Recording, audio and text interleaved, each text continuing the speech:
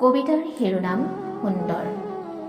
হয়, মই সুন্দৰ নহয় বাহ্যিকতাৰে, কিন্তু অন্তৰৰ দৃষ্টিৰে চালে দেখিবা মোৰ কুৰূপ চেহেৰাৰ অন্তৰালত আছে নিস্বাৰ্থ মৰমৰ এখন হৃদয়।